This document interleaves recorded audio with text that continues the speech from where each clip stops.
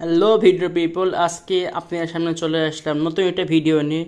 আর সেটা হলো কীভাবে মুরগিকে ডিমে বসাবেন, অর্থাৎ দেশি মুরগিকে কুচ্ছে হলে কীভাবে ডিমে বসাবেন এবং কীভাবে ডিমে বসালে আপনার ডিমটি কাজও হবে না কিংবা ডিমটি নষ্ট হবে না, 100% ডিম থেকে বাচ্চা ফুটবে। তো চলুন বেশি কথা না বলে ভিডিও শুরু করা যাক।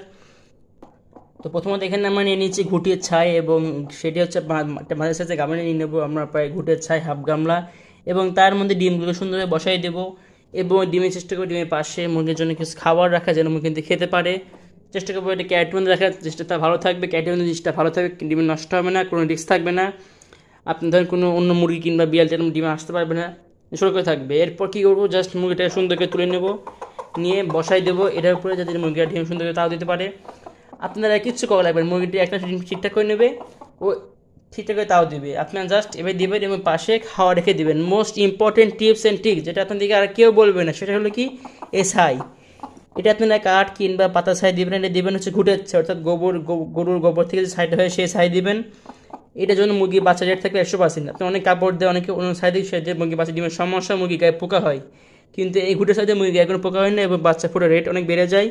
এবং পাশে পটকে খাবার দিবেন, চাল কিংবা গম দানা দানা দিলে হবে। এবং সে সময় মুরগিটি কাইটে রাখার, এবং রেগুলার একবার করে মুরগিকে বাইরে ছেড়ে দিবেন, যেন সে পায়খানা করতে পারে এবং খাওয়া দাওয়া সেরে আসতে পারে। ইনশাআল্লাহ দেখবেন মুরগি বাচ্চা উঠে যাবে প্রায় 21 থেকে 23 দিনের মধ্যে। ধন্যবাদ সবাইকে, আসসালামু আলাইকুম। Like and subscribe.